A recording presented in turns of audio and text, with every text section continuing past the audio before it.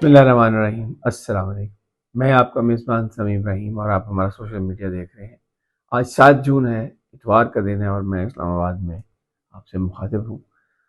گلگت بلتستان میں پولنگ شروع ہو گئی ہے اور مختلف جگہوں پر ابھی تک جو اطلاع ہے پرامن پولنگ ہے۔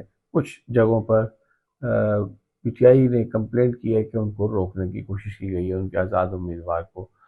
ووٹرز جو ہیں ان کے حلقے آخری وقت میں الیکشن کمیشن نے تبدیل کر دیے ہیں۔ بالکل وہی پیٹرن ہے جو 2024 کے الیکشن میں پاکستان میں جو پیٹرن تھا۔ جیسے جیسے پولنگ گزرتی جائے گی آپ کو اس کے حوالے سے تازہ ترین دیں گے۔ کشمیر کی جو صورتحال ہے وہاں پر کشیدگی پہلے سے بھی زیادہ بڑھ گئی ہے، اس لیے کہ اب جو لاک ڈاؤن ہے مظفر آباد میں بھی شروع ہو گیا ہے۔ جو کام 9 جون کو ہونا تھا وہ آج سے ہو گیا۔ رات سے ہر طرف وہاں پر ایک طرح سے لاک ڈاؤن ہے اور ہزاروں کی تعداد میں لوگ سڑکوں پر موجود ہیں، خاص طور پر راولہ کوٹ میں، اور جو انٹری پوائنٹس ہیں وہ سارے بند کر دیے گئے ہیں، وہاں پر بھی بہت بڑی تعداد میں لوگ جمع ہیں۔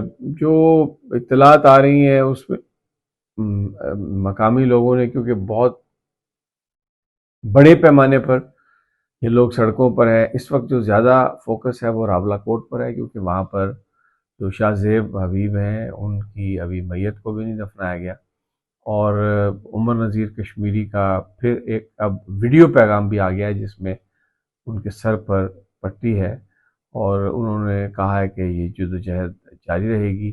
اپنے اوپر جو بھی ان کے ساتھ ہوا اس کو بھی انہوں نے ایکسپلین کیا، اور لوگوں سے کہا ہے کہ جو ایکشن کمیٹی ہے وہ فیصلہ کرے گی، اور وہ کہہ رہے ہیں کہ وہ بھی باوجود اس کے کہ خون بہہ گیا ہے، وہ کمزور ہیں، لیکن وہ آئیں گے لوگوں کے بیچ میں، اور ہمیں کوئی کہیں سے بھی کسی طرح کا کوئی ایسا اشارہ نہیں ملا جس میں یہ اندازہ ہو سکے کہ ایکشن کمیٹی جو ہے وہ اپنے مطالبات سے پیچھے ہٹ گئی ہے، یا یہ جو گورنمنٹ کا کریک ڈاؤن ہے اس کی وجہ سے کوئی وہاں پر دوسری سوچ آ رہی ہو۔ گاڑیاں پکڑی ہیں لوگوں نے، بڑی گاڑیاں جن میں پرائیویٹ لوگ بھی تھے، جن کا یہ دعویٰ تھا کہ وہ پرائیویٹ لوگ ہیں، اور بہت بڑی اسلحے کی تعداد تھی۔ ان لوگوں کے ساتھ کوئی سختی زیادتی نہیں ہوئی، ان کی یہ آڈیو ویڈیو بھی ہے، اور اب ان کو کسی محفوظ مقام پر ٹرانسفر کر دیا گیا، یعنی وہیں پر ان لوگوں کے قبضے میں ہے۔ نمبر پلیٹ بیچ رکھا نا خان صاحب، اس گاڑی کا نمبر پلیٹ کدھر ہے دکھائیں۔ میرا نام ہے ساحل ورگز ہے، ٹھیک ہے ساحل۔ کدھر سے آئے؟ میں پشاور کا ہوں، ٹھیک ہے، کے پی کے، بیسیکلی میں کوئل ایجنسی کا ہوں، ٹھیک ہے۔ بس یہ بندے میرے ساتھ بیٹھے ہوئے، مجھے نہیں کون سے پتا ڈپارٹمنٹ میں؟ کون سے ڈپارٹمنٹ؟ نہیں پتا، خدا کی قسم۔ آپ کون سے ڈپارٹمنٹ؟ ہم رینٹ کے ہیں، ہم کیسے پرائیویٹ یہ سر 5-6 لوگ تھے۔ کون سے ڈپارٹمنٹ میں سے تھے؟ یہ ہمیں پتہ نہیں سر، لیکن تھے صحیح۔ تو ایکشن کمیٹی نے کل رات وہاں پہ راولہ کوٹ میں ان کے جو ممبران نے لوگوں سے خطاب کیا، وہاں پر جو گیدرڈ لوگ ہیں ان سے انہوں نے یہ کہا تھا کہ اب ہمارے جو بندے آپ نے گرفتار کیے ہیں ان کو چھوڑ دیں، تو آپ کے بھی ہمارے پاس بندے ہیں جن کو ہم نے پکڑا ہے، تو پھر ہم ان کو چھوڑ دیں گے۔ تو یہ ایک عجیب سی وہاں پر صورتحال ہے۔ اچھا، اس میں جو اوورسیز ڈائسپورا ہے انہوں نے احتجاج شروع کر دیا ہے، برمنگھم میں، بریڈ فورڈ میں اور لندن میں، اور اگلے 2-3 دنوں میں آپ دیکھیں گے کہ وہ جو پاکستانی ہائی کمیشن ہے، ہمارے جو کونسلیٹ ہیں وہاں پر، وہاں وہ لوگ اکٹھے ہوں گے اور احتجاج انہوں نے کرنا ہے۔ جو عوامی ایکشن کمیٹی ہے اس کی انہوں نے مکمل طور پہ سپورٹ کی ہے، اور یہ کہا ہے کہ وہ جو جائز حقوق ہیں کشمیریوں کے ان کے لیے جدوجہد جاری رکھیں گے۔ دوسری جانب جو وزیر اعظم آزاد کشمیر ہیں انہوں نے بڑا سخت رویہ رکھا ہے، اور ان کا یہ کہنا ہے کہ بالکل یہ لوگ جو ہیں ان کے ساتھ بات چیت نہیں ہو سکتی، اور ان کو کالعدم قرار دیا گیا۔ اچھا، ایک سوال یہاں پر یہ ہوتا ہے کہ یہ جو ایکشن کمیٹی ہے، نہ تو اس کا کوئی اکاؤنٹ ہے، نہ اس کے باقاعدہ کوئی آفس بیرر ہیں، نہ یہ کوئی رجسٹرڈ پارٹی ہے، تو اس کو کس طریقے سے کالعدم قرار دیا گیا، اور کون لوگ ہیں جن کو کالعدم قرار دیا گیا؟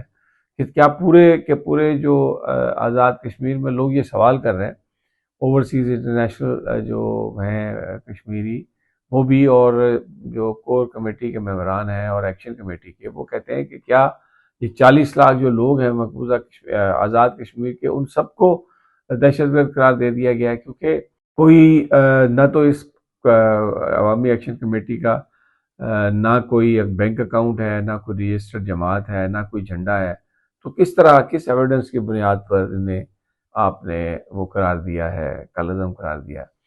اچھا، ڈیمانڈ یہ کی جا رہی ہے کہ حکومت کی طرف سے کہ یہ کالعدم ایکشن یہ جو کمیٹی ہے اس کے اراکین الیکشن ان کو لڑنا چاہیے. تو ایک طرف تو کالعدم ہو گیا اور دوسری طرف الیکشن لڑنا چاہیے. ایک عجیب ایک کنفیوژن ہے، اس کی کوئی سمجھ نہیں آ رہی. لیکن بہرحال جو کشمیر کے اندر کی جو فوٹیجز ہیں وہ آ رہی ہیں، اور جو انہوں نے اپنا انٹرنیٹ کا بندوبست کیا ہے اس کو استعمال کیا جا رہا ہے، اور جو مکمل لاک ڈاؤن یا مکمل جو ایک بلیک آؤٹ ہوتا ہے کشمیر کی خبروں کا، وہ حکومت نہیں کر سکی. نوجوانوں نے اپنی مدد آپ کے تحت ٹیکنالوجی کا استعمال کیا، انٹرنیٹ بنایا، اور اوورسیز کشمیری ڈائسپورا جو ہے وہ ایکشن کمیٹی کو بہت زیادہ سپورٹ کر رہا ہے. تو یہ تو صورتحال ہے. حکومت بالکل کوئی کسی طرح کی نرمی پر آمادہ نہیں ہے، اور خاص طور پر جو وزیر مشیر ہیں سیاسی امور کے رانا ثناء اللہ، ان کے جو بیان ہیں وہ بڑے سخت ہیں. اور لیکن یہ جو سخت بیانات ہیں یہ ایکچولی صورتحال کو مزید گمبھیر کر رہے ہیں، مزید خراب کر رہے ہیں، اور اس سے جو کوئی بھی ایک امید کی کرن جو تھی وہ بھی آہستہ آہستہ وہ بجھتی چلی جا رہی ہے. اچھا، لوگوں میں ریوولٹ ہے، پوری دنیا میں ہی ہے. ہم نے دیکھا امریکہ میں بھی، یورپ میں بھی، مڈل ایسٹ میں بھی، اور ابھی انڈیا جو ہے ہمارا نیبرنگ کنٹری، وہاں پر نریندر مودی کی تیسری گورنمنٹ چل رہی ہے، اور 12-15 سال سے وہ گورنمنٹ میں ہے، 12-13 سال سے. لیکن جو کاکروچ جنتا پارٹی ہے، ان کے جو رہنما ہیں ابھیجیت، وہ آئے ہیں، اور جنتر منتر انڈیا کے مقام پر یہ آپ دیکھ رہے ہیں بہت بڑا وہاں پر مظاہرہ ہوا ہے. اور وہ جو لیڈر ہیں ان کے دیپے ہربھجیت دیپے، وہ انہوں نے جو تقریر کی ہے اس میں انہوں نے کہا ہے کہ مجھے میری ماں نے کہا کہ تم نہ جاؤ انڈیا، اس لیے کہ تم حکومت کے خلاف بات کرتے ہو اور تمہیں اٹھا لیا جائے گا. اب یہ دیکھیں، یہ جو صورتحال ہے، انڈیا کی ڈیموکریسی حالانکہ پاکستان سے بہت بہتر ہے، بہت بہتر ہے ڈیموکریسی، وہ ووٹنگ کے لحاظ سے، ٹرن آؤٹ کے لحاظ سے، پھر وہاں کی جو اسٹیبلشمنٹ ہے اس کی کوئی مداخلت نہیں ہے اتنی. لیکن وہاں پر بھی اب یہ صورتحال ہو گئی ہے جس طرح پاکستان میں ہے، کہ اگر آپ حکومت کے خلاف کوئی بات کریں تو آپ کو خوف ہی لگا رہتا ہے کہ آپ کے ساتھ کیا ہوگا. تو وہاں پر ان کی کراؤڈ میں طبیعت بھی خراب ہوئی، پھر ان کو ٹھنڈی گاڑی میں بٹھایا گیا. لیکن اتنا بڑا کراؤڈ جنتر منتر نیو دہلی کے مقام پر، دلی میں، کہ واقعی جو انڈین سرکار ہے اس کی بالکل بولتی بند ہو گئی ہوگی. تو یہ ابھی تک کی تازہ ترین ہے. انشاءاللہ اور بھی چیزیں آئیں گی تو آپ کے ساتھ رابطے میں رہیں گے. اجازت دیجیے اگلی ویڈیو تک. اللہ نگہبان.